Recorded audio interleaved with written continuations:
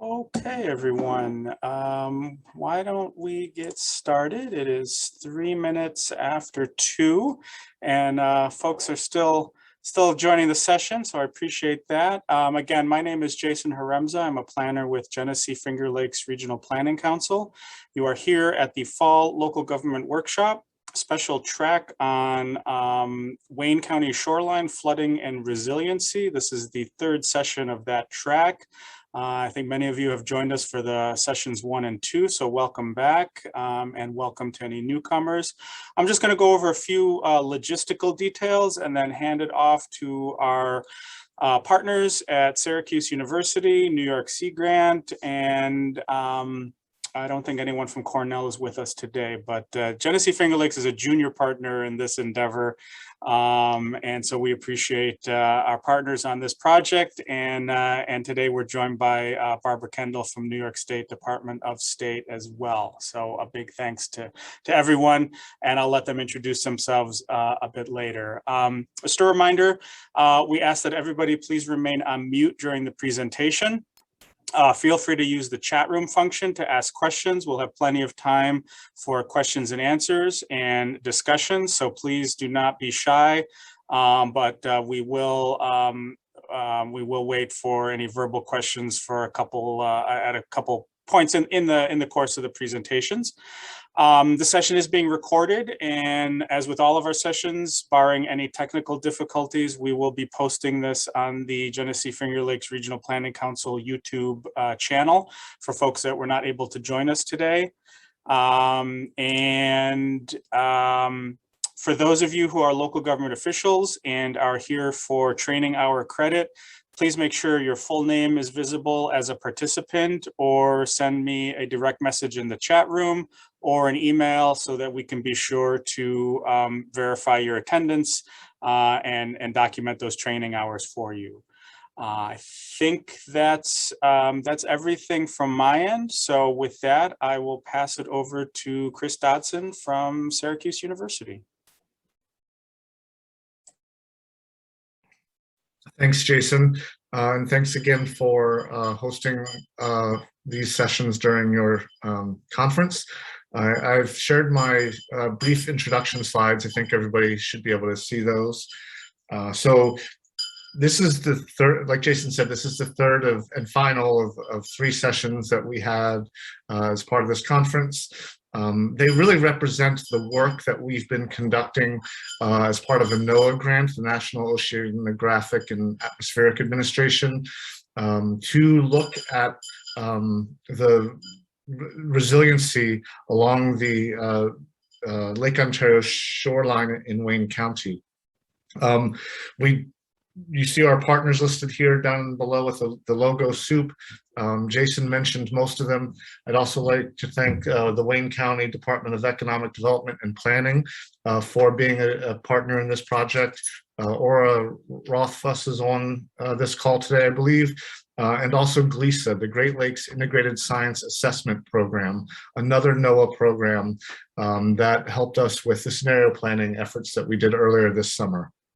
So the title of the project is Advancing Community Level Resilience to Lake Level Flooding in Wayne County, New York. The goals for the project are these: really to look at economic vulnerability caused by flooding and inundation to both commercial and residential properties, and then to develop actions and policies recommend those actions and policies to the 6 municipalities along the shoreline and to Wayne County, as well as to individual property owners. So what we really wanted to ambitiously do is provide recommendations that both the municipalities can use and a different set of recommendations that are more site specific that property owners can use to, again, help themselves be more resilient. And then finally, we have a group called the X Lab here at Syracuse University, who's going to take our list of recommendations and help us develop effective communication strategies so that we are able to communicate those recommendations to the appropriate audiences using language, using framing for those recommendations that will help those audiences both better understand and be in a much better position to potentially implement some of those recommendations.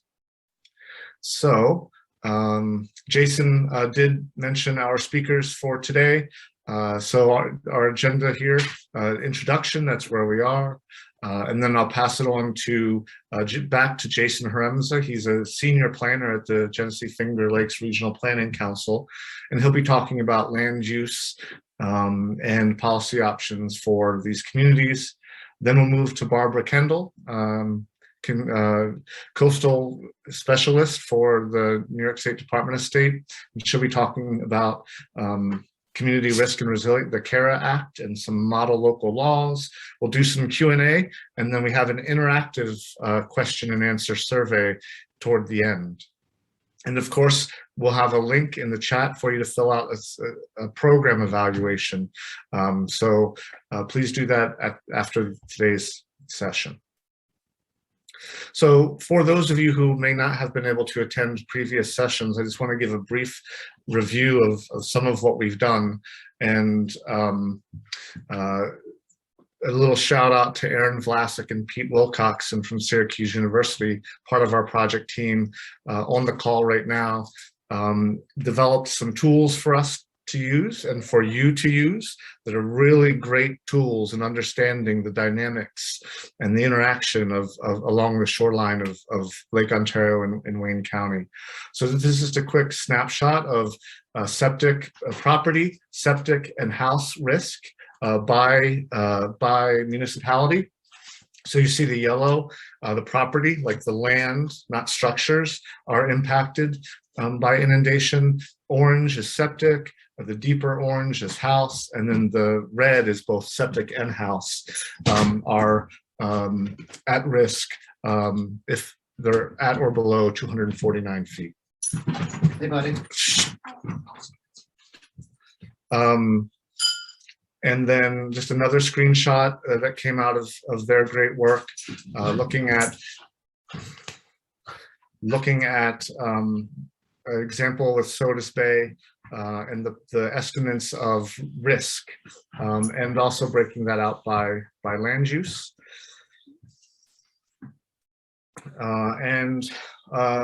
So that was from session one. Session two, which was last week, we talked a lot about septic, and we had some guests from on-site engineering and Cayuga County talk about some of both the challenges, but also the innovation in designing on-site wastewater treatment. I need you.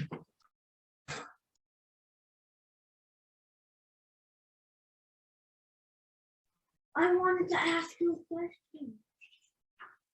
Sorry, I'm back. And so these are just a couple pictures of those presentations from last week. One more key message from the previous sessions. Please go to our website, efc.syr.edu, and you can find both the interactive mapping tool, which is this image here on the left, along the Lake Ontario shoreline in Wayne County.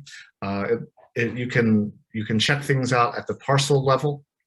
And then finally, to the right here is an image from a story map that was developed for this project. Really cool tools that I encourage you to go and take a look at. They're both cool, but they're also rather powerful in being able to help folks, inform folks' decision-making around shoreline inundation. And Meredith, my colleague, has put a chat in or a link in the chat, so you can click directly on those. So before I pass it back over to Jason, just letting you folks know that if you can keep your microphone on mute as much as possible, that'll be helpful. There are not a lot of participants here. There are not too many that you can't necessarily unmute yourself and ask a question when the time is right.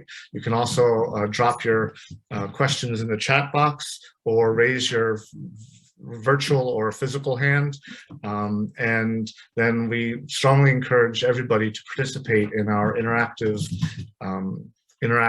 Q&A session near the end.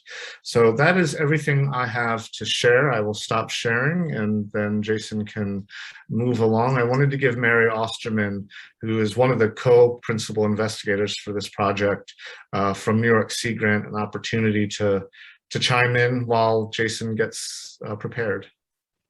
Thanks, Chris. I think that you did a nice job covering it all. So I wish I had more to add. So we'll wait for Jason. All right, Jason. Well, thank you and take it away. All right. Thank you, Chris and Mary. Bear with me, folks, as I let's see here. Is that what I want to do? I think so, maybe. I do not want that. Well, we may just, I may end up doing the same thing we did for the. Just that little one at the top that looks like a tree. That one? Yeah. There we go. All right. Technology is great when it works. So thank you all for attending today.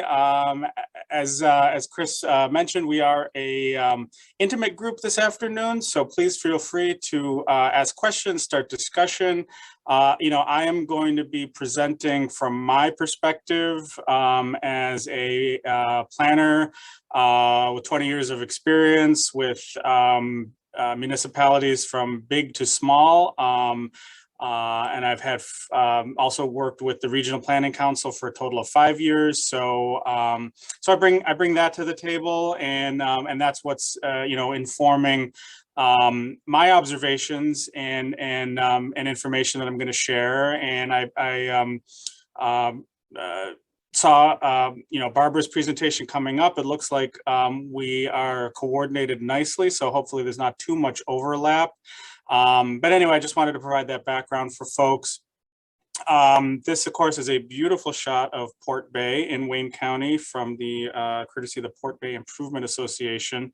We'll talk about some of these land use issues coming up. But again, feel free to ask questions and have a discussion. So some of the issues that I wanted to raise and talk a little bit about from my perspective, I guess the one point I really want to drive home, if you take nothing else from my portion of today's presentation, I want it to be the linkage between lake level and land use. And Chris or Mary, correct me if I'm wrong, as I recall, the magic number is 249 feet 4 inches or so above sea level.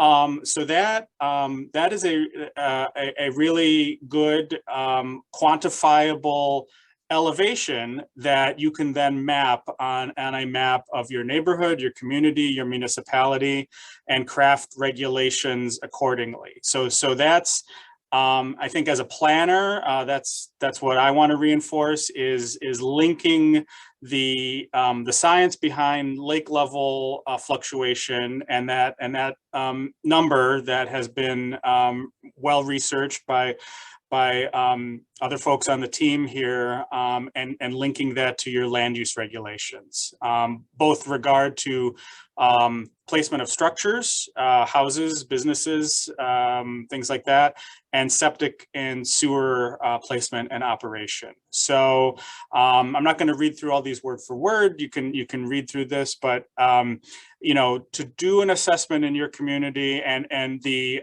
mapping that Chris alluded to and that Meredith shared the link to, Pete and Aaron from Syracuse University, their online mapping and their research is so powerful. I encourage anyone with an interest in the Wayne County Lakeshore to use those resources. And if necessary, take it a step further with regard to your specific municipality.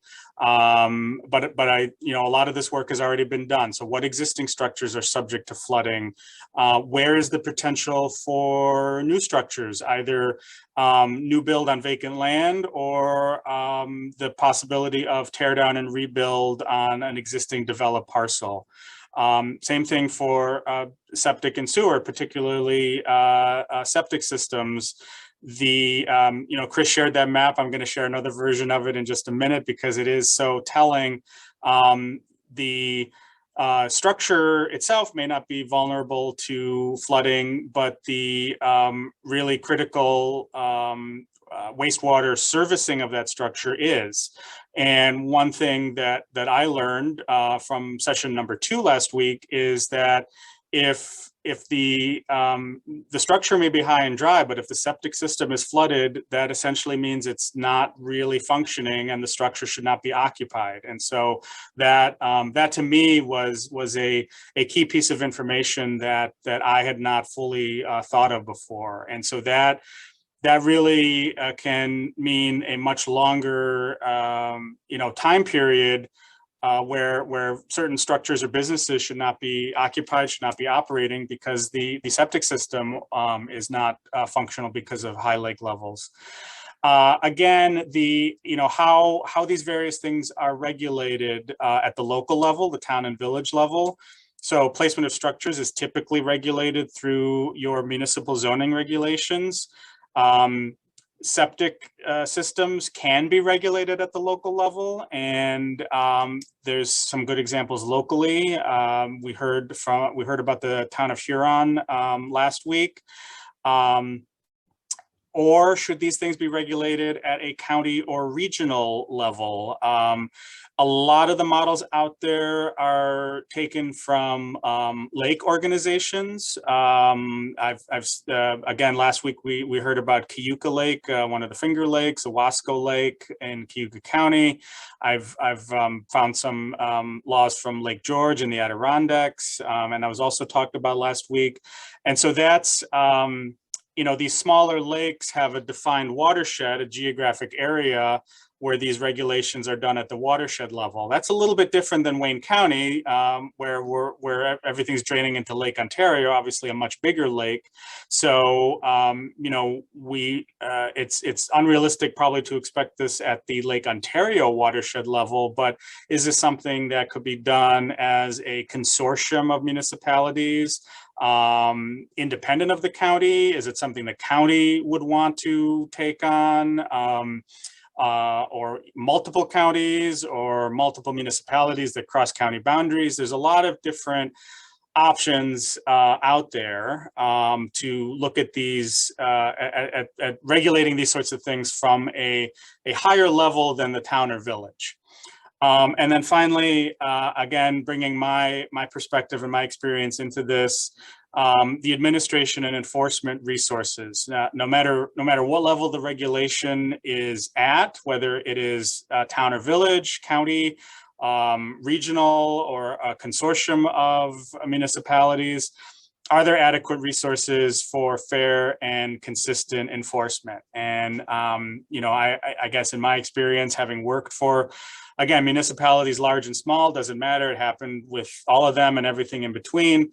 a lot of times the best laid plans of adopting great model laws fall short sometimes, because then the follow-up necessary to actually enforce those laws is not always present. So that is another point I want to reinforce in my work on this. Here's a familiar map. We've seen this. I guess, you know, what I take away from this map, the good news is that in the larger picture, and again, that's part of the reason I'm here, I guess, is the Regional Planning Council can provide sort of that big picture perspective, is the number of properties is relatively limited and fairly concentrated in a particular geographic area. So you look at the western side of the county, Ontario, Williamson, fewer properties affected by lake level flooding, and less less impact. It's mostly land that's being, in many cases, being impacted, or land and septic, as opposed to around Sodus Bay and further east in the county, you have more impacts to structures and septic. So I guess, you know, this kind of, you know, this background research and mapping that Pete and Aaron at Syracuse did is really so valuable to really focus the resources where the most potential for problems lie. I'm going to go over a couple of examples. So here is the concept of an overlay district. And remember that one big point I wanted to reinforce is the linkage between lake level. You know, draw a line on a map at 249 feet 6 inches. And see how that, and again, a lot of this has already been done by the folks at Syracuse, what does that translate to in a map of your community? And so here's an example of the town of Danby in Tompkins County, which I worked for, and they had in that community, one thing they wanted to really protect were aquifers that were supplying drinking water to the overwhelming majority of the town was on private wells, and so these aquifers were seen as a really key resources to protect from development that may negatively impact them. So you can see the pink areas on this overlay zone map, and this you know, is part of your town or village's land use regulations. This overlay district, those pink areas had a, if you would go in and read the text of the zoning code in Danby, there were more stringent regulations in these pink areas. So what this was helpful in terms of being able to look at this map, whether you were a current resident of the town thinking of buying property in the town and building, whether you were a elected official, whether you were town staff, the code enforcement officer, the zoning enforcement officer trying to administer the code, you could see pretty clearly you know, which parcels would be part of this overlay zone. And I'm going to show you an even better example next. You know, there are some, this map is good, but there are ways, especially with technology continuing to improve, to make this more interactive, have some more information so that if you zoom in, you could see, for instance, tax parcel numbers or addresses on these parcels to get even a clearer picture of where exactly development was more restricted for this purpose. And again, I have the example, you know, it's relatively easy to see how this could be translated to a Wayne County shoreline town or village, and show geographically the areas of that municipality that are at or below 249 feet 6 inches, 4 inches, whatever the final sort of magic number is. Here's a little bit different example, again, showing how this would look on a zoning map of your municipality, an overlay zone. Overlay zones, you know, from a land use regulatory standpoint, they can be used for any number of purposes. Environmentally sensitive areas, which just in that category can include a lot. You can see them all written out there: steep slopes, wetlands, etc.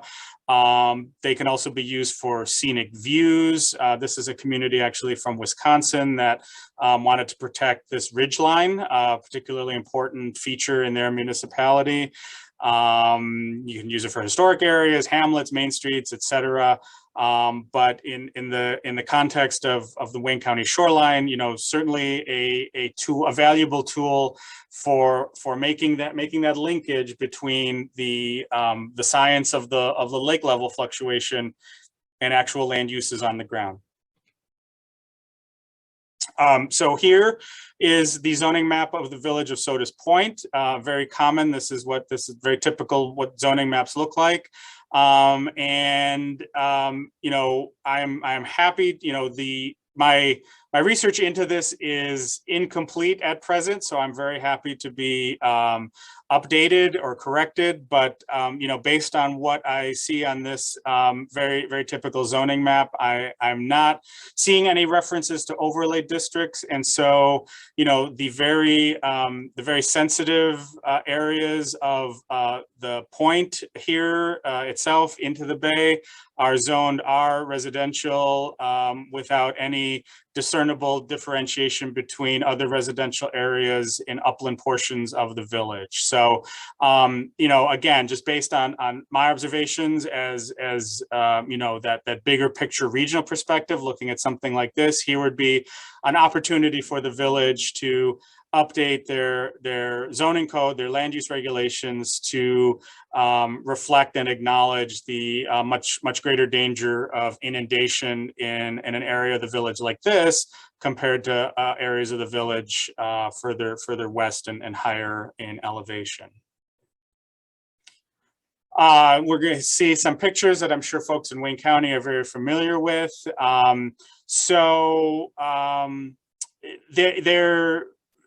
There's a couple, you know, there's several different ways to address this. And I guess it comes down to, you know, philosophically, where does a municipality, where does a community want to go? And I know Mary has done a lot of work with communities in Wayne County, with the Genesee-Finger Lakes, and my predecessor, Jamie Thoman. Some folks may remember her.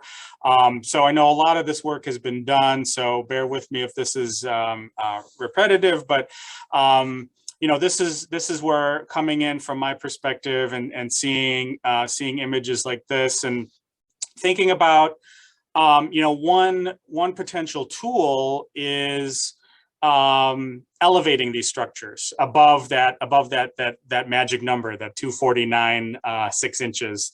And so this is a current view in Sodas Point. And it's you know, has a very you know, distinctive character. This is what people have been used to seeing for decades and decades. And one potential approach to making a part of the community like this more resilient would be to elevate structures.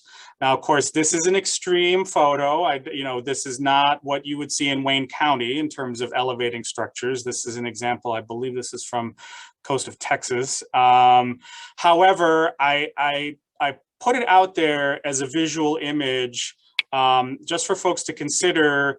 You know, this is one potential solution, but what does that do to the character of this part of the community? How does it feel to walk or drive or bike down this street in the village compared to what it looks like now? And if it is going to resemble, again, admittedly, a much less extreme version of that. If you are walking past, you know, buildings on elevated foundations or piles, you know, what does that do to the community character? So that is something, you know, I think it's important to remember as elevating structures is a potential solution. The other, and you know, we're going to make these slides available, so don't feel like you have to write all this down. And I'm certainly not going to read all this, but I do want to also raise the potential of one term for it is called managed realignment. which is the acknowledgement that some places probably should not have ever been built on in the first place. And again, you know, this is a decision for the community to make. I don't think it's right for anybody to come in and tell a community whether this is a good solution or a bad solution. Where I feel it's important is just that this is one of the tools in the toolbox, and it should not be dismissed out of hand. So I wanted folks to keep it in mind, and I'm going to talk a little bit about a local example of this coming up. But the live link on this slide, which again will be available, Penn State has a nice online explanation of this, which is where I got this information from. But you know, looking at pictures like this and very, very vulnerable, barely solid land in the best of times, you know, again, the bigger picture perspective, someone with a background, you know, in planning, you know, would look at this and say, well, that maybe, you know, even though these are, you know, I'm sure much loved residences for the people that own them and treasure them, you know, it's probably not a great idea that these should ever have been built in the first place. And is it time to maybe consider something like a buyout program to make these property owners whole? You know, we're not asking people to give up their equity, but to not have to, you know, for properties that are frequently flooded, not continue to put additional resources into them. And this is not without precedent, even in Wayne County. In my research, I found some examples here from Port Bay that at one time did have houses on its barrier bar, like some of the other bays did, and they were purchased, and the barrier bar returned to more of its natural state. So some local precedent here. And then the semi-local example I wanted to talk about in a community I've worked with. It's part of our 9-county region. It's almost at the we were just talking about this earlier, and I'm looking at a map now. It's at the opposite corner of the region from Red Creek in Wayne County, the village of Arcade in far southwestern Wyoming County. Genesee-Finger Lakes worked with them on a flood mitigation plan. They have Cattaraugus and Clear Creeks running through the village. And the piece of land I've circled there on this aerial image, that used to be 2 or 3 houses, I forget how many, at that corner there. They were frequently flooded, and the village applied for and received funding to purchase those properties, relocate the residents, again, make the property owners whole financially, and then demolish the structures and create green space in that spot for the community. So this is what it looks like on the ground. It's a small pocket park with just a very basic gazebo structure there, so that in the case of flooding from the creeks, you're not looking at damage to occupied structures or businesses. You're looking at damage to landscaping and some pretty minimal you know, structures there. So that's a small example that we've seen locally in our region that maybe is more applicable to some other places in upstate New York. You know, you can look at examples again along the coasts. There's been more of this in New Jersey and Long Island in response to Superstorm Sandy, and some more extensive managed realignment there. But I just want to highlight that this has been done not too far from Wayne County. And then just to, I guess, to wrapping up my section, review some basics and some of the things I've seen in looking at your municipal codes. You know, and again, want to reinforce that I have been a municipal employee in the not too distant past, and I am very sympathetic to the role that volunteer board members, town clerks, part-time town and village employees, you are all doing so much with unfortunately never enough resources. But these are some some observations and tips for what it's worth. It's an ongoing process. So, make sure your local codes are easy to access for everyone, in person and these days, especially online. So again, whether it's for other municipal staff, elected officials, planning and zoning board members, citizens, property owners, people looking to buy property in the community. A friend of mine here in Rochester was just hoping to purchase a house on Port Bay in Wayne County. And we were actually about to take a drive out to the town of Wolcott to look at some of their codes because unfortunately they were not easily accessible that we could find online. So that's just one example. And then once you sort of have your codes organized, are there gaps in it? Are there again, going back to that linkage between the lake level 249 feet 4 inches and any targeted codes for that geographic area. So should your code be more protective of sensitive lands like that?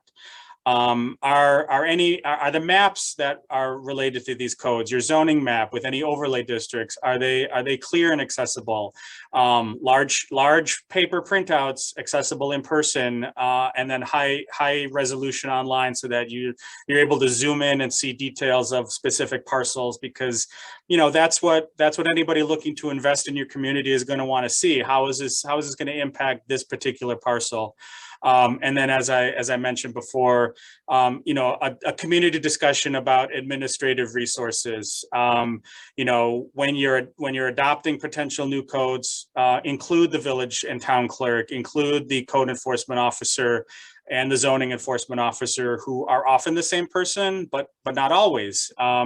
Code enforcement usually refers to enforcing the New York State Building and Fire Prevention Code.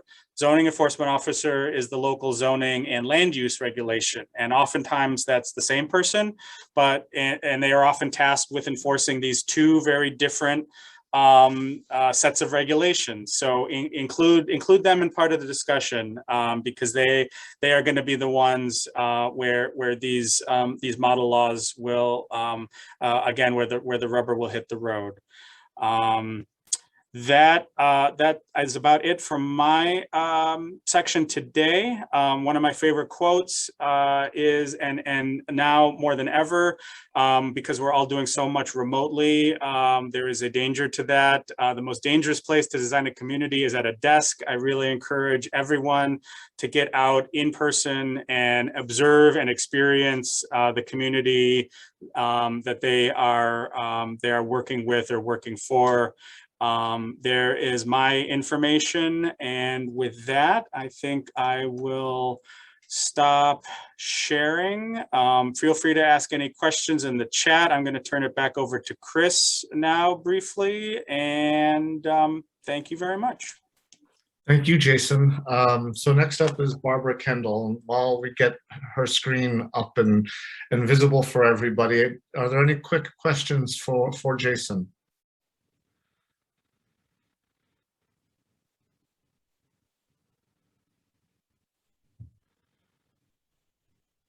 All right, hearing none, seeing none. Then we can get Barb's presentation up and loaded. Actually, Jason, while they're getting that together, so what kind of, and I don't mean to put you on the spot if you're not prepared, but you mentioned an overlay district, right? So there'd be like, residential or codes for a residential zoning. An overlay district would have more strict guidelines. So in that part of Sodas Bay, what might that be? So I guess elevating new structures, but how could you protect existing structures through an overlay district? Or is that not what it's meant to do? It's pretty different. So I've worked in zoning administration for many years, and again, various municipalities. It's really tough to make zoning retroactive for existing structures. So to address existing structures, I think you need more of the carrot approach rather than the stick. And so to provide financial resources for property owners to elevate existing structures. I think where zoning would come into it is if you have what we in the zoning business call a non-conforming structure, and you want to expand or substantially renovate that. Oftentimes people refer to that as a grandfathered use, or the example I alluded to, which is like a tear down and rebuild, which I know we've seen on some of the Finger Lakes. I'm not sure how much it's occurring on the Lake Ontario shoreline, but you have a small parcel and you have a cottage, a seasonal cottage from 70 years ago, and somebody wants to build a year-round residence there, much bigger. That's the kind of example where the zoning regulations that might require that building to be elevated would apply to that new structure or significantly renovated structure on an existing parcel. So. All right, thanks. There is one question that came into, I think a related question, came into the chat from Maxine Appleby.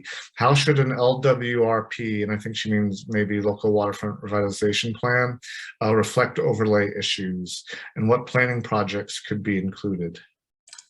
That's a great question. I have to commend Soda's Point. When I worked for the city of Rochester, I worked on the city's LWRP.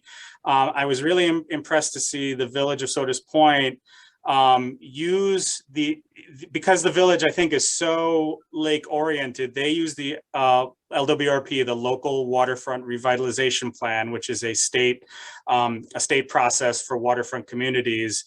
The village used that as their comprehensive plan, which I think is a wonderful way to sort of kill two birds with one stone, so to speak, and not have two separate planning processes for people to get confused about and sort of result in planning fatigue out there in the community. So I think the village did a great thing with that. To your specific question about one thing I did notice about the LWRP is it's much like the cities, it's quite voluminous. So I would recommend maybe a shorter executive summary that can maybe be a bit more accessible for folks. I'm thinking like 20, 30 pages, lots of graphs and pictures. And then for folks that really want to dive into all the background and the meat of it, there is a larger document. But I do think that, again, without the benefit of spending a lot of time with the existing LWRP in Soda's Point, I would make sure that it does include, at least some kind of review of the existing zoning and where gaps might be, and perhaps it recommends an overlay zone, to be considered as part of revisions to the zoning code. So that's my short answer, but feel free to reach out offline. I'm happy to chat more.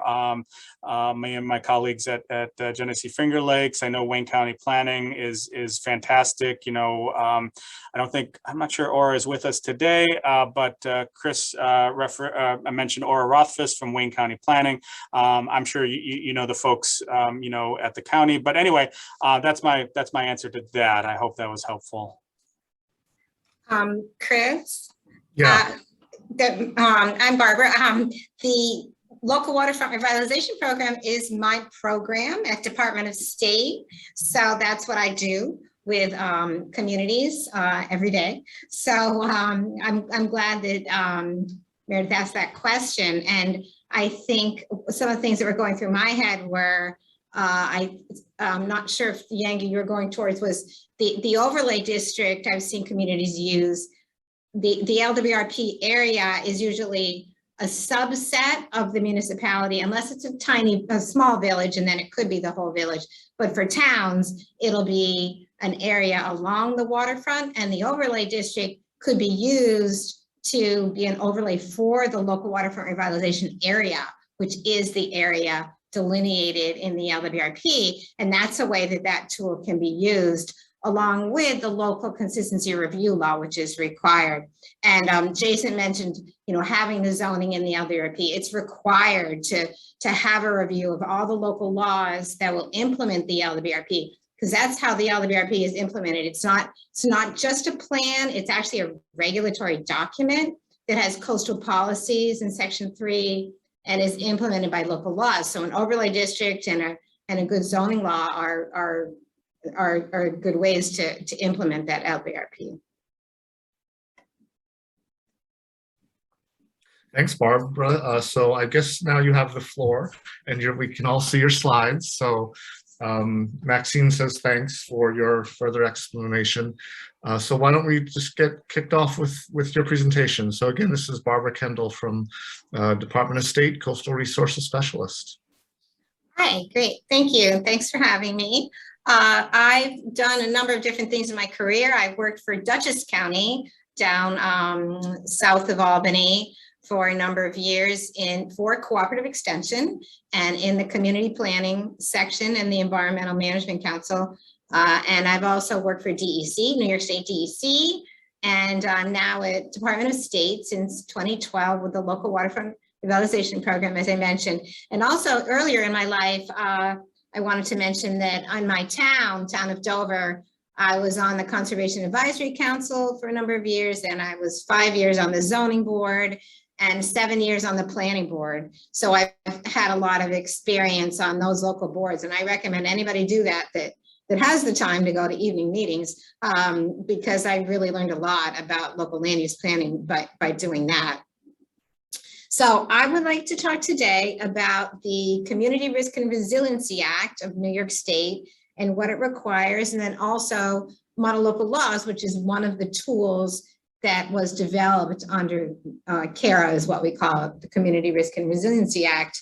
And the reason that these tools were developed is to help communities become more resilient to storm damage and flooding and protect people and property and environmentally sensitive areas. So it was recognized back in 2012 and even before that it was really important for the state to do some important legislation to get started on these issues.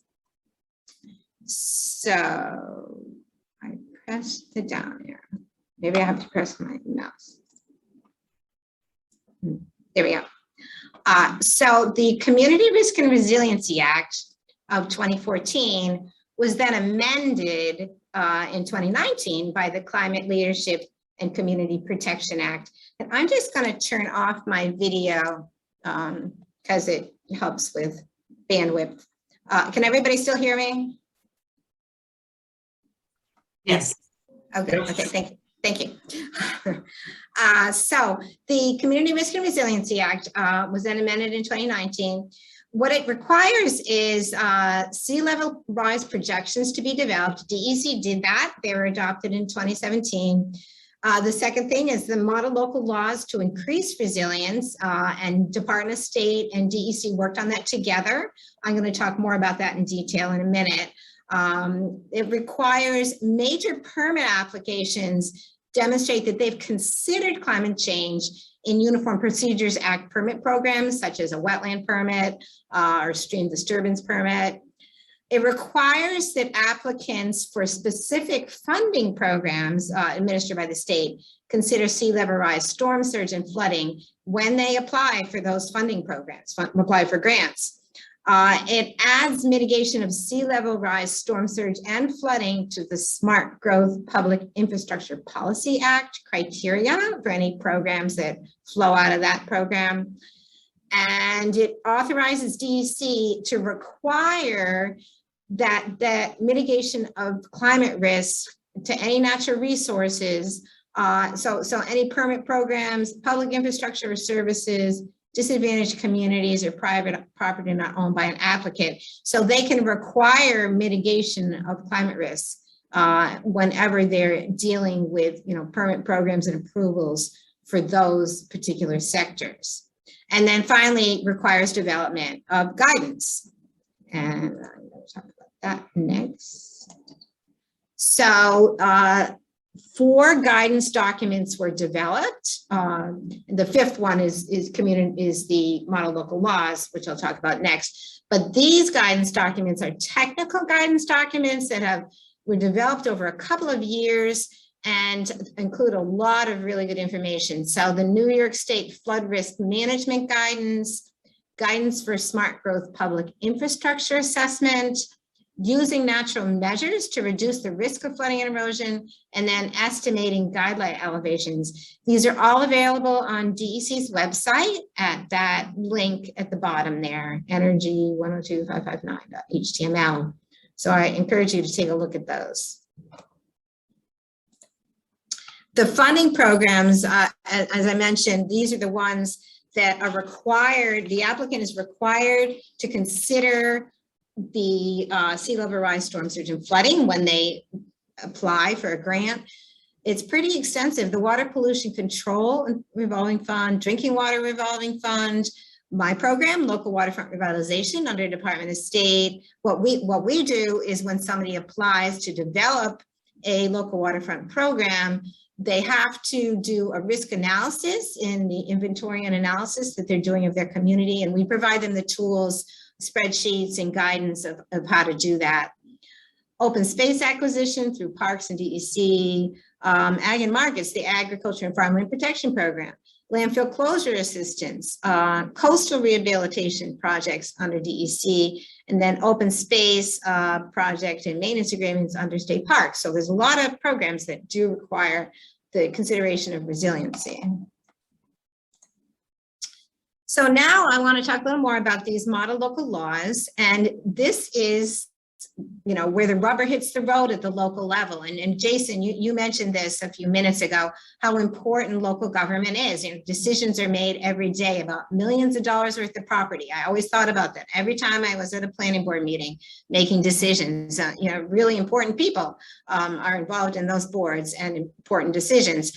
These models were created from existing model laws as well as good examples of current local laws on the books in our communities, and then combining sections from various laws using the expertise of our staff, and DEC as well helped with this. So they're not just, you know, a standard model. They're also, well, here's this community that has a really good law.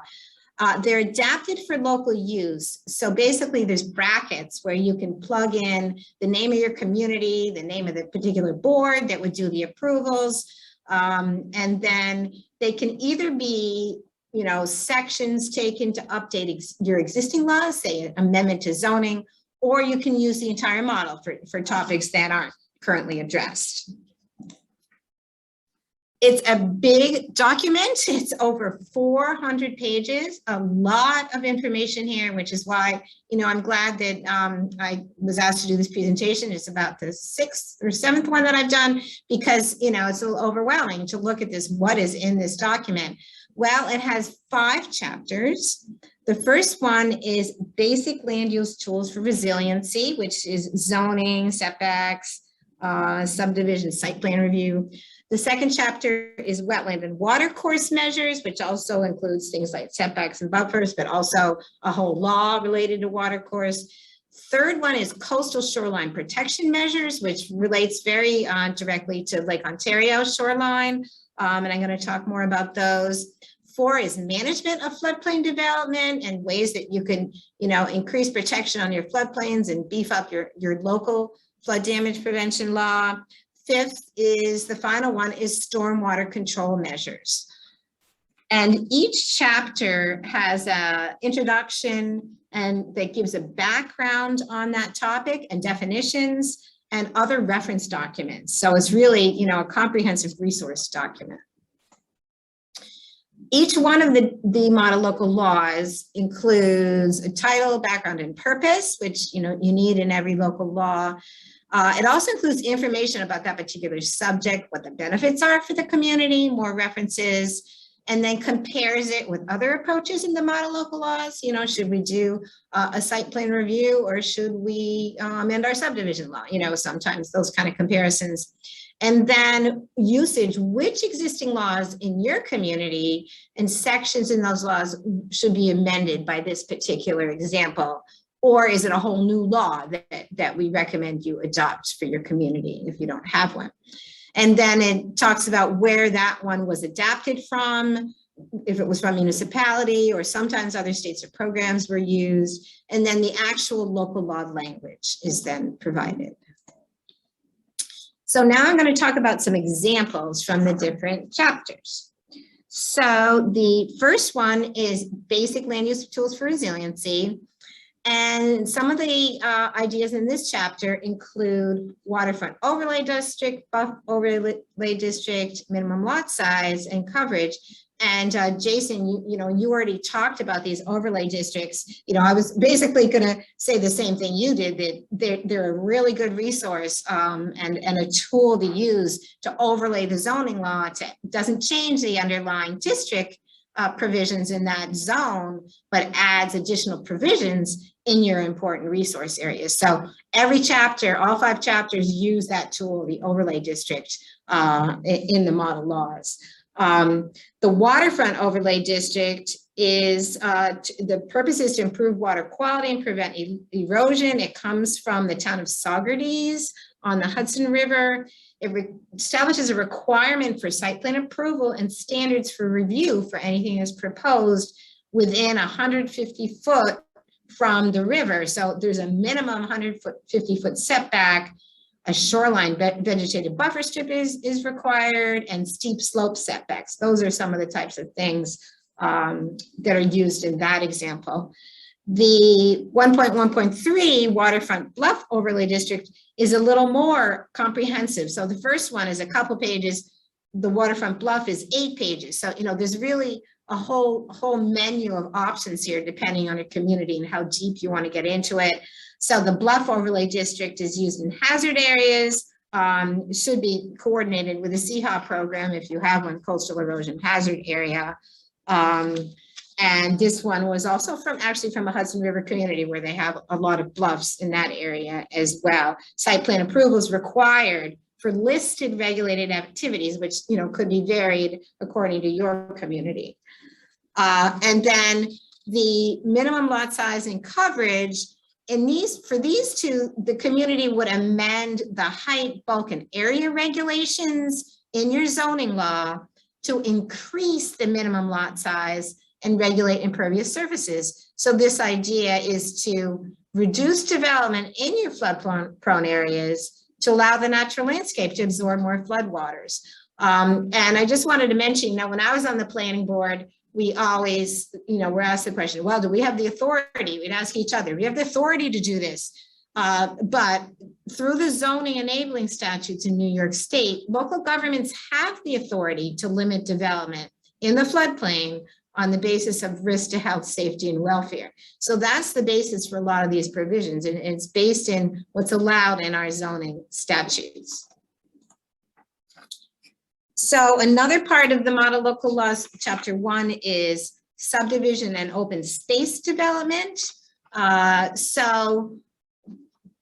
first one is 1.5.1, subdivision in flood-prone areas in the town of Pendleton. This is out in Niagara County, out farther west of you, on the Tonawanda Creek. In this example, they added to their design standards, land subject to flooding or land deemed by the town to be uninhabitable shall not be platted for residential occupancy. So, that's pretty straightforward as to showing what the town wants to do in their flood-prone areas. The safe building envelopes, this is one where the subdivision law would be amended to say that each new lot has to provide a building site that's on natural high ground that you can get to. This one actually comes from Watertown, Connecticut. Occasionally we did find things from other states, but just wanted to note that my town, the town of Dover in Dutchess County, has a similar provision because we have the 10-mile river, and we had some cases where a house was built and you couldn't get to it. So that's what that provides.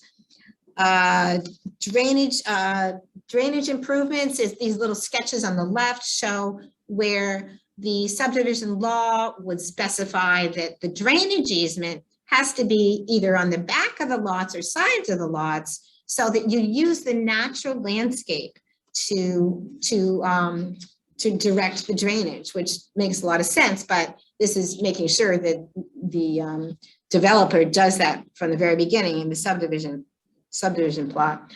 And then the last one on this slide, subdivision woodlands. I really like this one because it's where land clearing standards are provided in the subdivision law.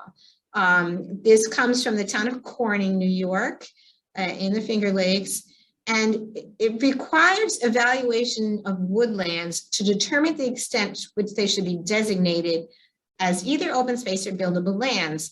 No clearing or disturbance shall be permitted on the site before the completion of subdivision agreements. So how many times do we know the developer goes in and clears and the subdivision hasn't even come before the planning board yet? So that prevents that from happening.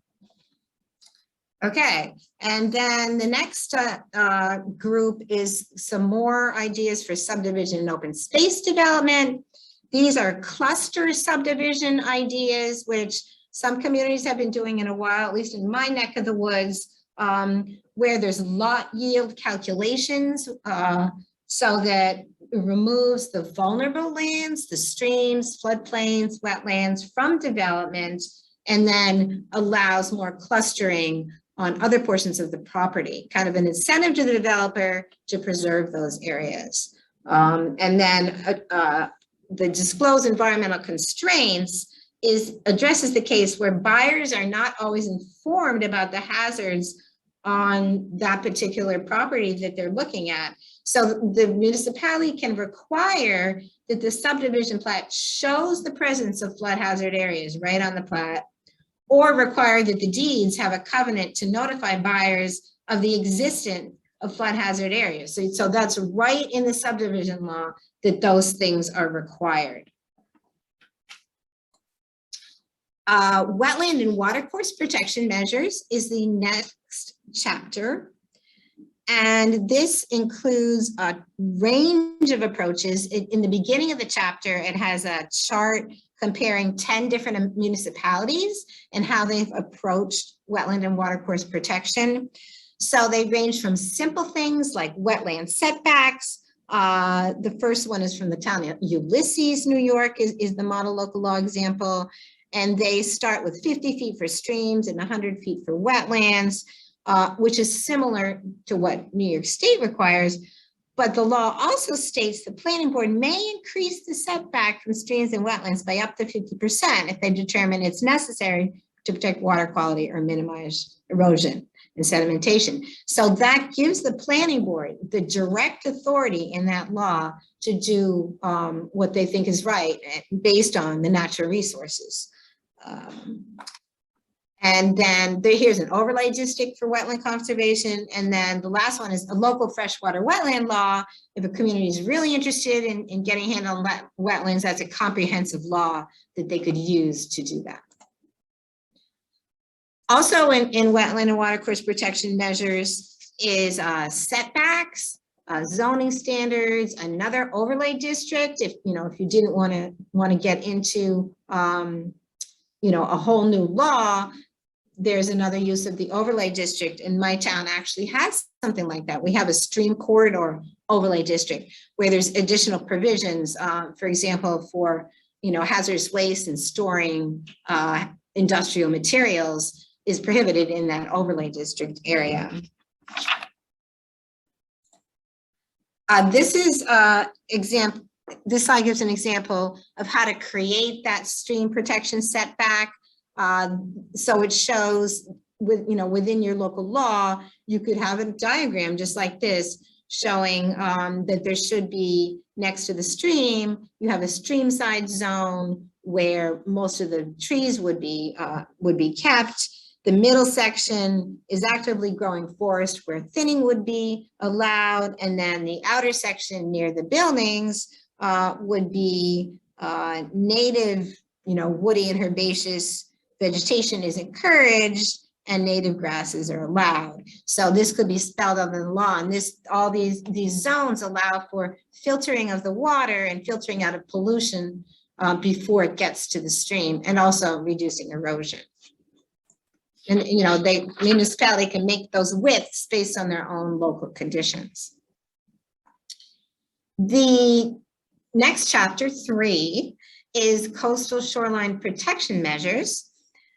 And there's a number of different things in this chapter that relate to the Coastal Erosion Hazard Area Law of New York State, Article 34, and then some that are outside of coastal erosion hazard areas. So there's tools in this chapter if you're interested in adopting the coastal erosion hazard area program at the local level. There's a couple of communities in Wayne County, Huron and Sodus do have that certified local program. They've been approved to have their own local law.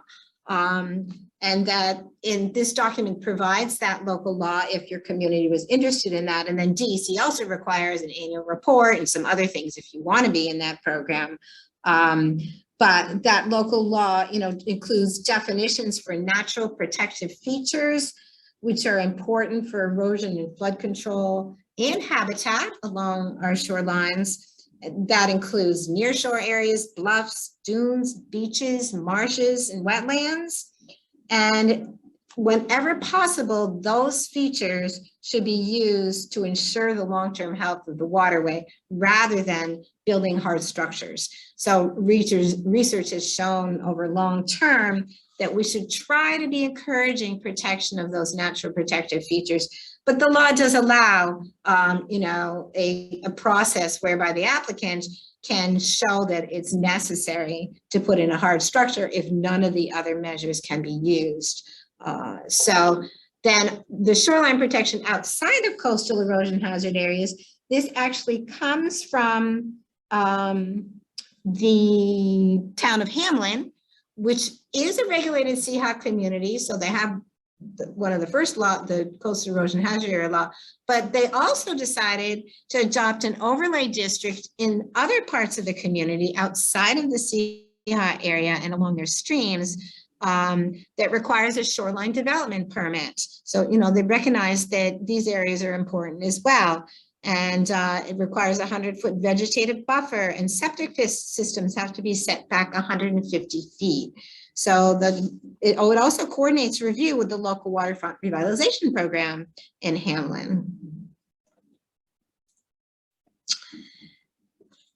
Additionally, in section 3 or chapter 3, there's a model local law for coastal vegetative buffers. And this is a protection for beaches, dunes, and wetlands.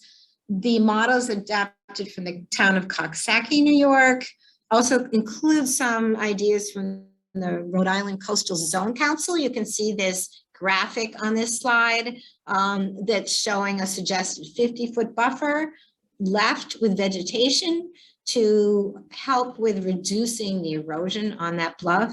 And then an additional 75-foot coastal setback. So it's similar to that stream corridor protection buffer, but this is for the bluff protection with a vegetative buffer.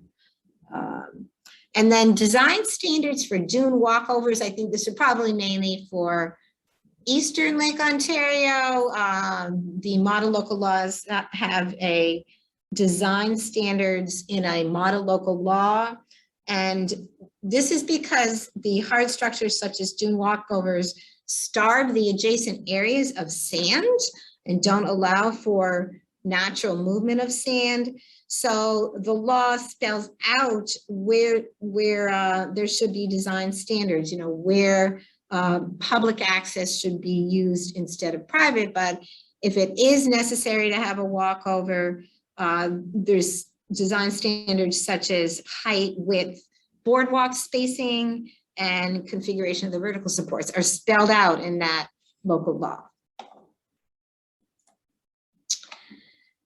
Chapter 3 also includes a good overview of shoreline management alternatives, and the hierarchy really explains how non-structural and natural features should be used first, then nature-based measures, then structural, and gives definitions and an explanation of where these activities should be used.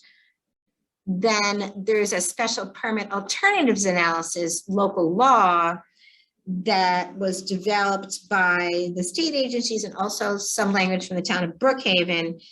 And what this does is it amends the zoning law, or if you just have a site plan review law, it could be used there too, to require that the applicant shows that first, they can't just leave it. They need to demonstrate why taking no action, or second, using natural features, or third, nature-based features can't be done. Those are not insufficient. And then finally, they have to use structural. So they have to prove that they can't use these other measures first, and then, why they need to use structural measures. So it's a good analysis that would go in the local law. So chapter 4, how am I doing on time here? Chapter 4 is management of floodplain development. This has a lot of ideas, starting with limiting development in a floodplain overlay district. We're back to overlay districts again. This came from the town of Ancrum and also from my town of Dover. We have a floodplain overlay district. And so municipalities can amend the zoning law to add the overlay district, and it prohibits certain uses. For example, prohibits new structures for human habitation in that floodplain overlay district. And in my town, it's currently defined as the 100-year floodplain, but it could be defined as the 500-year floodplain, which I think we should amend that in my town because we've had a lot of flooding. If the municipalities found that higher protection is needed. The Wetland Resource Conservation Overlay District is an even more comprehensive overlay district that does define the overlay as 100-year flood zone plus the 500-foot conservation buffer zone, like in this little graphic here on the slide, adjacent to the 100-year zone. Also, DEC wetlands and Army Corps regulated wetlands are all within the definition of that overlay zone. And to me, that really puts it all together, all those areas that we want to have for allowing our streams and rivers and lakes to overflow into those areas. It includes performance standards, including limiting clearing and grading. Okay, how are we doing here? Then additionally in chapter 4, there are some, the repetitive damage, flood damage prevention law amendment. There's several amendments that have been developed by DEC. So they've taken their standard flood damage prevention law, and I don't know if some of you have seen these, but there's 3 or 4 amendments that a community can adopt to make their flood damage prevention law stronger.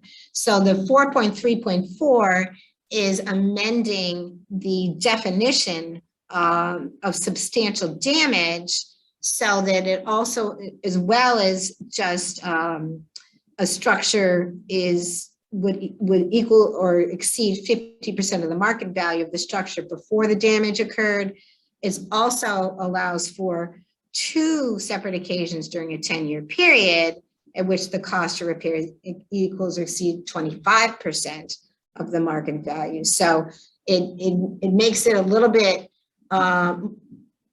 expand a little bit that definition of substantial damage for the flood damage prevention law, which a community has to have that expanded definition to get the increased cost of compliance insurance, $30,000 toward elevating, floodproofing, demolishing, or relocating a structure. So, that's an incentive for the community to beef up their flood damage prevention law, so properties would be eligible for that $30,000 after a storm, after a disaster. The establishing new critical facilities and flood zones. I put this picture in on the left. That was the village of Washingtonville back in Hurricane Irene. This is something, I don't know why we don't all do it. What it's preventing critical facilities to be built located in a flood-prone area due to the danger of not being those services when we have a storm.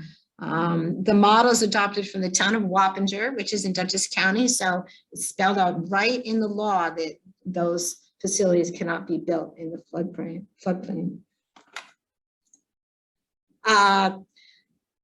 This one is also in chapter 4, and this is replacing the base flood elevation with a design flood elevation. So as most of you probably know, the New York State Uniform Building Code requires that on top of the base flood elevation level, 2 feet is required above that 100-year floodplain level.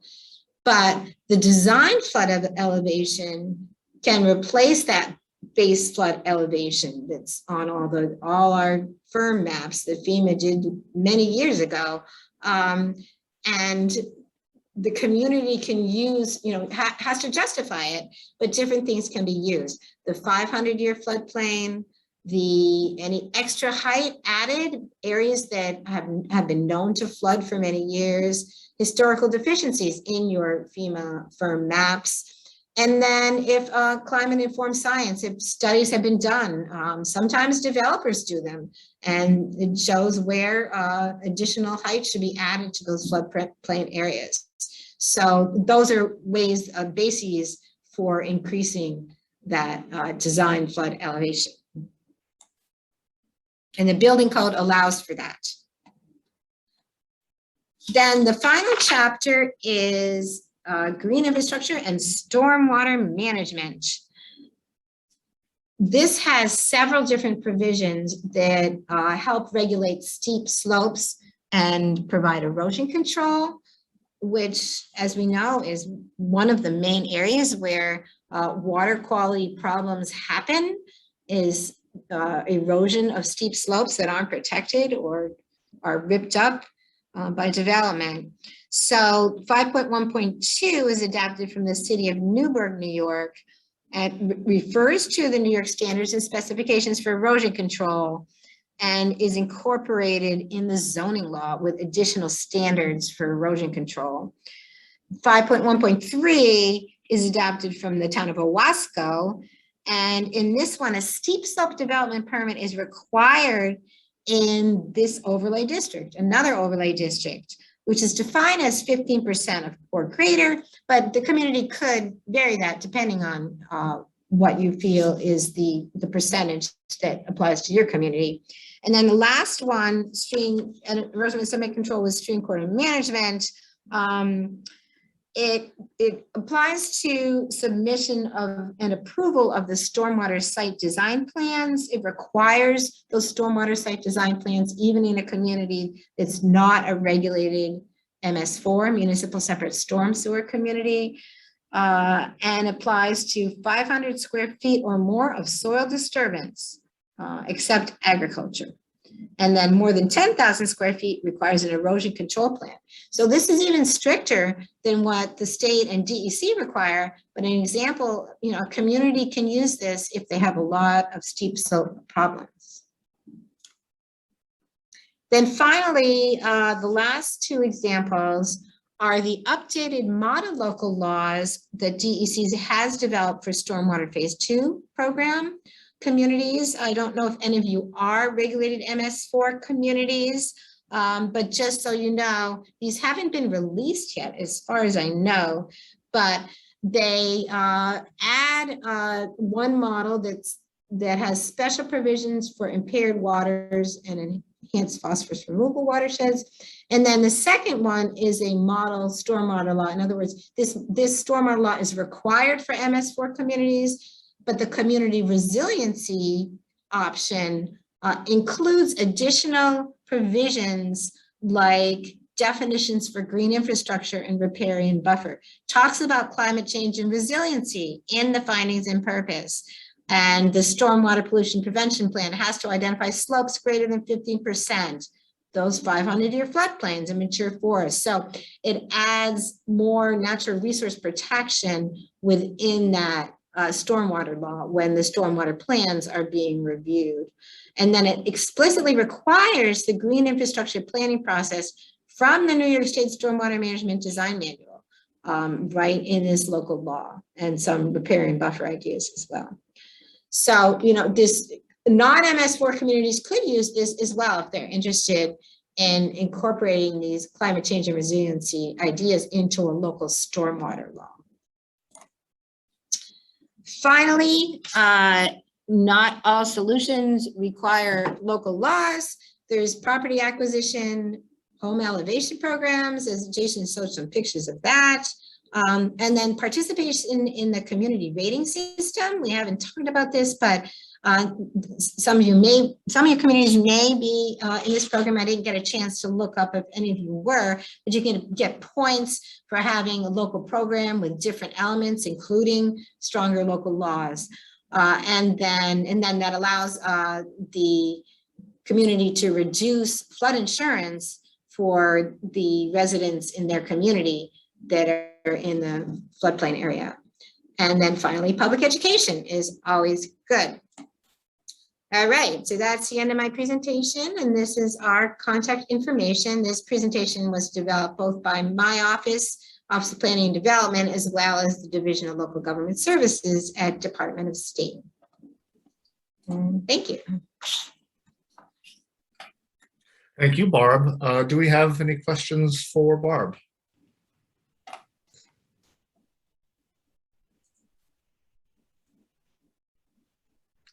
Feel free to blurt them out, or drop them in the chat, whatever works best for you. I just want to add, Barb, I'm amazed at how you are so good with your time. Thank you for always delivering exactly what you are asked. It's fantastic. It's not that you didn't, but it's just incredible to me. I was getting nervous because I used another presentation that I realized was 45 minutes. So I took out a few slides. No, you did great. And the content was it was diverse and it was really helpful. Thank you. All right, well, hearing no specific questions for Barb, at this point, we'll move on to our Q&A that we run through something called Mentimeter. So I forgot to mention at the top of the call, if you have a smartphone adjacent to you or a tablet, or if you're like me and you have two computer screens, you want to open up a web browser and go to menti.com, MENTI.com. And then there's a code at the top of this slide that Avery put up.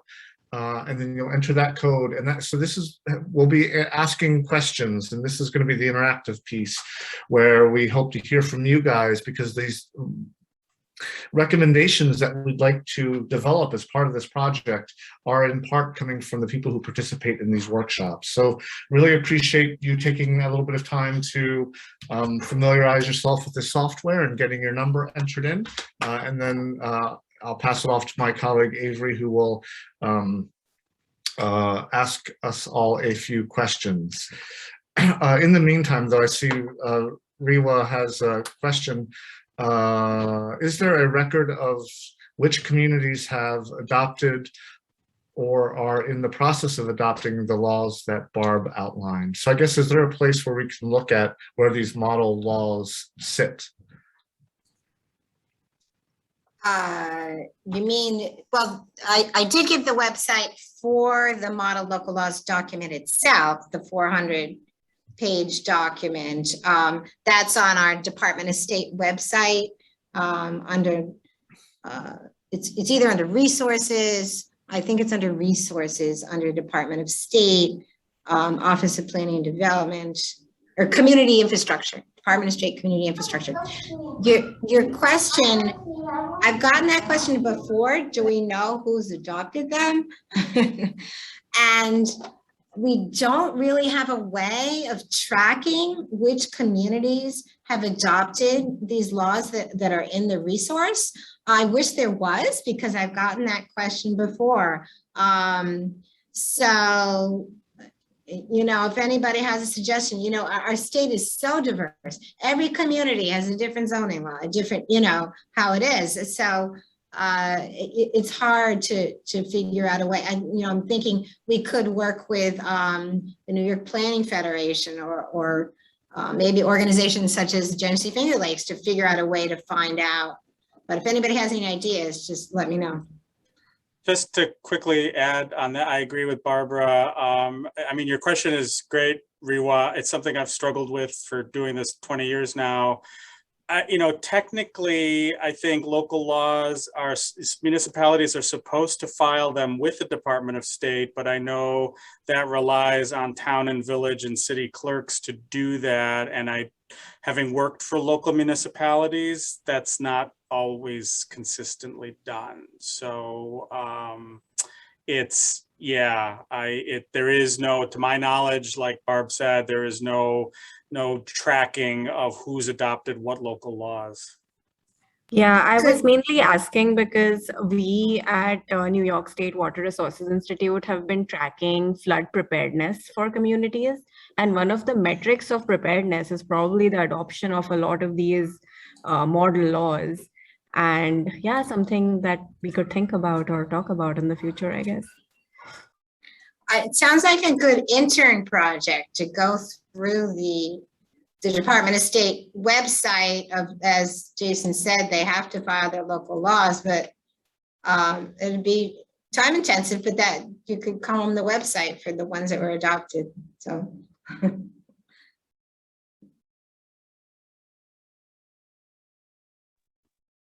All right, well, let's get started.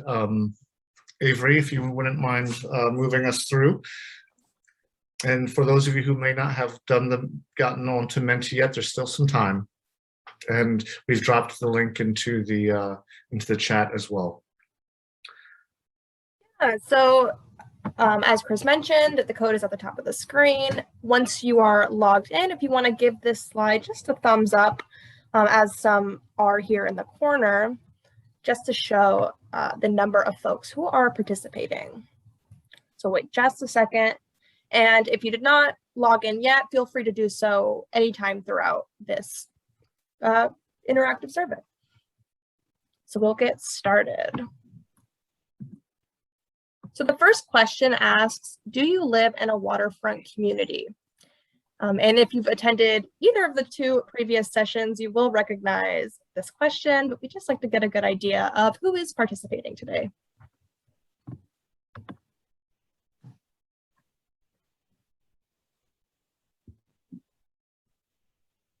So it looks like there's a pretty even split, a bit different than the previous session. That's always interesting to see. Thank you all for tuning in regardless. The next question is, do you own waterfront property?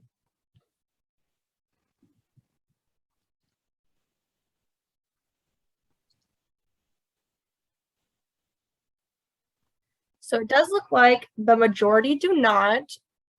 Similar to the two previous sessions, but regardless, we're happy you're here participating, and we hope there is information in this workshop series that is relevant to you and that you can take with you. So we'll move on to the next slide. In 1 to 2 words, how do you feel about the information presented to you in this workshop? And there are no wrong answers here. We just want to get a bit of a temperature check on how everyone's feeling after all this information.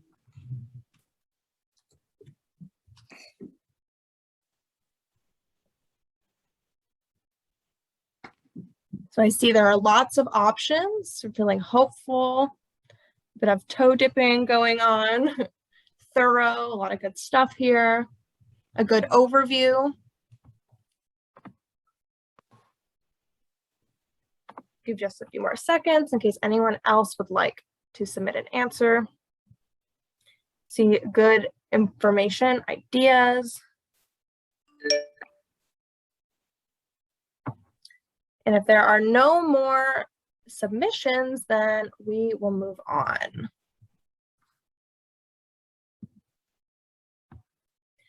So based on the information you've heard today, what solutions for making structures more resilient do you think would work best in your community? And this is an open-ended question, so As I said previously, there are no wrong answers. We just want to know kind of what you're thinking about the solutions that have been presented to you today.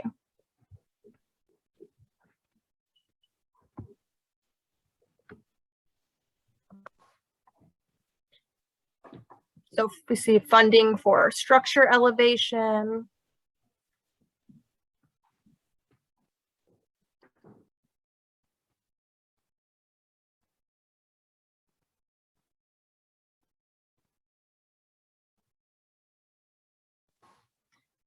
Need to look into how or if an overlay district is feasible, better codes and community understanding, also needing funding, updating flood damage prevention law, mortgage and insurance industry that reflects true risk and need the political will. You see overlay districts, and a common theme throughout this workshop. Also overlay, yep, 2 more overlay districts, so that's good to see. Okay, we'll wait just a couple more seconds and then we'll move on.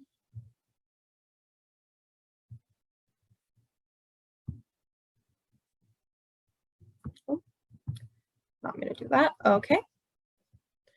So based on what you've heard today, which of the following options would you prefer for your community? So the options we have here are elevating existing structures, requiring new buildings to be elevated, prohibiting or limiting building below a specific elevation point, using a buyout program for highly vulnerable or frequently flooded properties to create open space on the waterfront, no additional action, or other.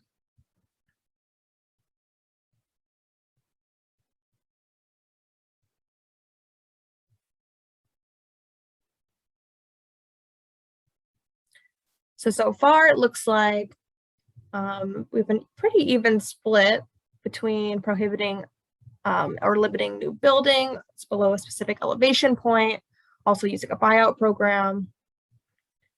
We have 1 in requiring new buildings to be elevated. So it doesn't seem like there's a ton of support for elevating existing structures. Oh, there's one, but great. It's great to see what all you guys prefer. And so we will move on. So this is also an open-ended question. What challenges can you anticipate in implementing these solutions? And again, there are no wrong answers. We just want to know what would prevent you from pursuing some of the strategies discussed so far.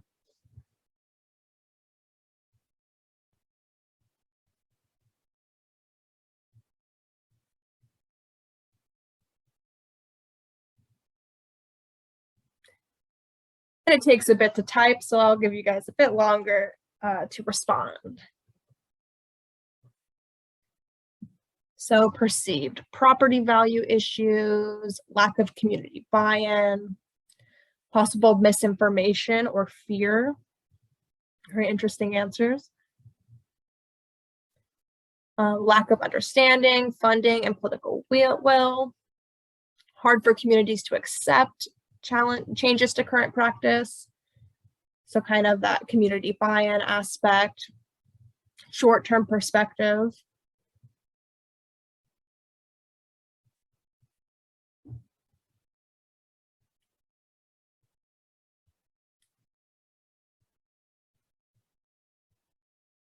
Okay, if there are no more answers, I'll give it just a couple seconds and then we'll move on.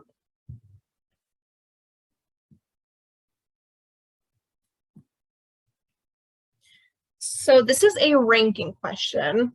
So from greatest to least, 1 being the biggest limitation and the last being the least of concern, what do you think would prevent you? Sorry, there's a bunch of Zoom faces covering the rest of the question. There we go. From greatest to least, what do you think would prevent the implementation of zoning changes to regulate building elevations? And so you'll just see these components on your screen and go ahead and just rearrange them in the order that you think are the greatest to the least of concern.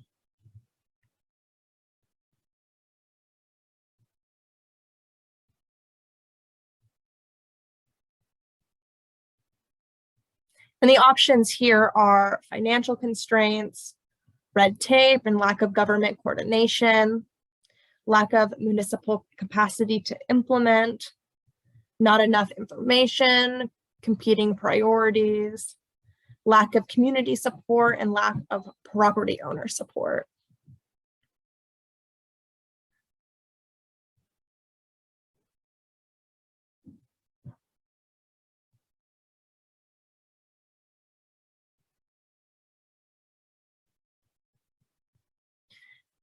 So it looks like the top two so far are lack of property owner support and lack of community support. So that's kind of getting back to that buy-in issue that that was mentioned previously, worried that you're not going to have the support to do these strategies. Looks like following those is the lack of municipal capacity, possible red tape, financial constraints, competing priorities, and not enough information. Okay, so this is very interesting. Thank you all for participating. And we can move on. So it's the same type of question as the last one. So from greatest to least, what do you think would prevent the implementation of a buyout program to create open space on the waterfront?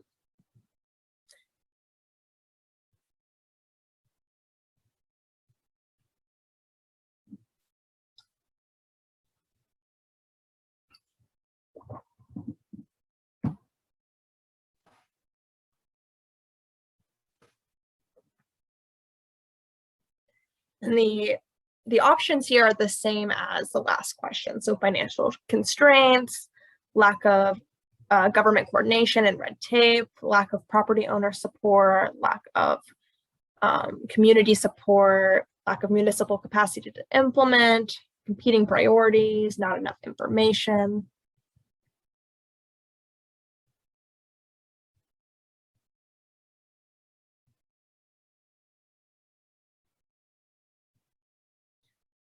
So this is interesting compared to the last question. It looks like, it looks like for a buyout program, financial constraints are possibly a major limitation, or at least a perception of a major limitation.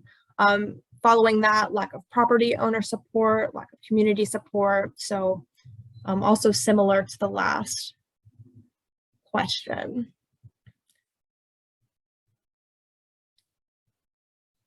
All right, I'll give it a couple more seconds and then we can move on.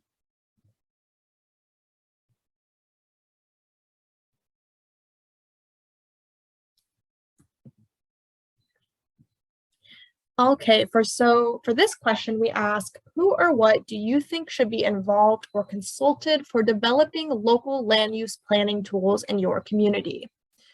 So some of the options here include a town or village government, a county government, soil and water conservation district, a private entity such as a lake association or watershed network or a homeowners association, state agencies, regional planning entities, or other. And I believe you can select more than one option for this question. So anyone who you think should be involved or consulted.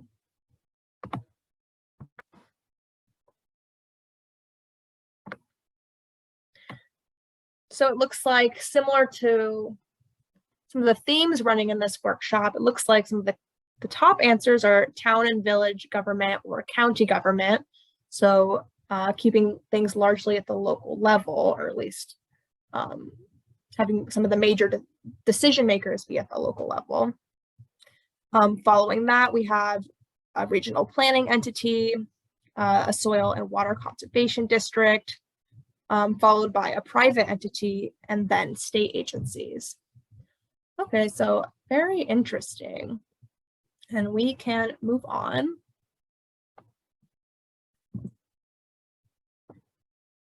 Okay, so what are the two most important issues in your community that involve natural protective features?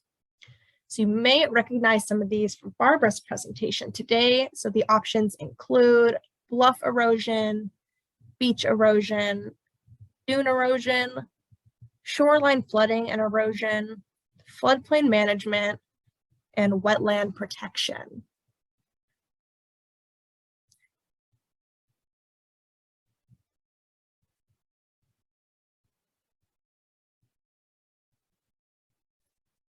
So it looks like the top issues so far are floodplain management, and then shoreline flooding and erosion, and wetland protection.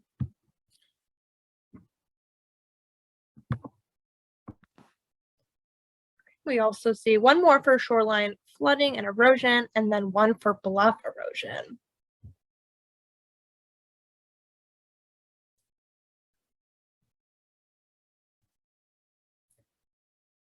Okay, and if there are no additional answers, we will move on.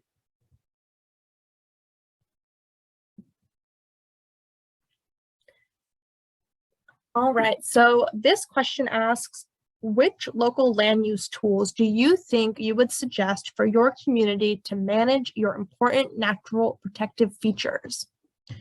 So the options here include zoning amendments, special use permits, consideration of locally administered CEHA program, and I believe that is a coastal erosion hazard area program. You can correct me if I'm wrong, but we also have a zoning overlay district, subdivision rebuke requirements, local stormwater management laws, site plan review requirements, flood damage prevention law amendments, and local wetland and or watercourse law.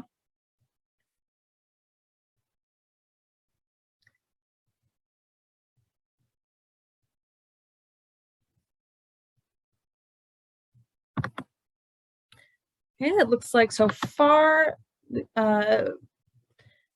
zoning overlay district and a local wetland and or watercourse law are about equal.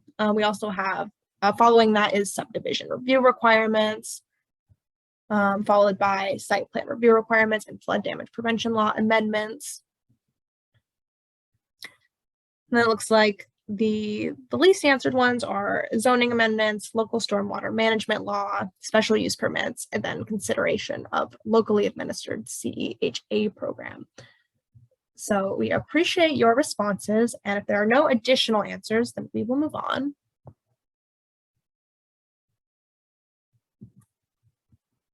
So this is our final question today, just getting a read of our audience once again, seeing if you attended session 1 or 2 of this workshop series on either October 28th or November 4th.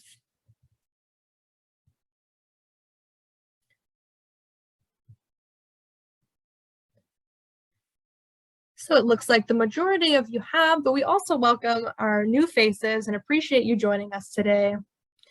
And on that note, that concludes the interactive survey portion of today's presentation. And Chris, I will hand everything back over to you.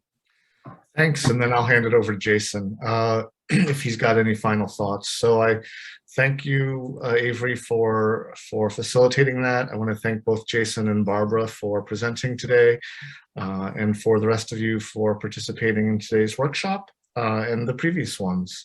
And then again, finally, I want to thank Jason and the Genesee-Finger Lakes Regional Planning Council for hosting this special track. Thank you, Chris. I have one quick comment and then a short story, and then we'll be done for today. So I just want to return quickly to a comment that Chris made, a question Chris had about, how do a lot of these things apply to existing structures? And I think both what Barbara and I ran through reinforces my earlier answer that it's really tough a lot of times to have new land use regulations apply to what's already there. So I just want to reiterate that point, that in order to deal with existing structures, a new zoning overlay, a new subdivision law, any of those things aren't going to have a whole lot of impact on what's already built on the ground. So I think, again, from my experience, that's where you need programs like targeted funding and outreach to property owners to elevate structures or otherwise make them more resilient to flooding. I don't know, Barb, if you had any last thoughts on that at all before I tell my story and conclude. No, I agree with you. Built areas are very, very difficult and very expensive too to make improvements and changes. So yeah, and unfortunately, so much of our lake shores are already built up, so it's a real challenge sometimes. So I will conclude with one of my favorite stories from doing planning in flood-prone areas. It goes back to my earliest days at GFL in the early 2000s. We were doing a flood mitigation plan for Genesee and Wyoming counties, working with the municipalities in the it was the Tonawanda Creek watershed, and that includes the Tonawanda Seneca Reservation and working with the indigenous community on the reservation. And I went out and spoke with two of their community leaders and sort of ran through the typical questions we had been asking towns and villages in the watershed. How do you regulate development in the floodplain? You know, what is your process? And of course, on the reservation, it's completely different. You know, it's very, very different from how, you know, towns and villages do it. And the two leaders in the community, I asked that question. I said, so, you know, how would you prevent somebody from wanting to build a house in the floodplain along the creek? And they kind of looked at each other, and then they looked at me and they said, why would anyone want to build a house next to the creek? And it was just like, I couldn't have scripted that any better, that here was this sort of indigenous wisdom, you know, about why would you want to build a dwelling place in a hazardous area? So food for thought as we conclude this afternoon. I want to give a big thank you to Chris and the entire team at Syracuse University. They have been fantastic partners through all of this. To Mary at New York Sea Grant, to our partners from Cornell who are not here today, for all the folks from Wayne County, and again to Barbara for participating today from Department of State. Thank you all so much.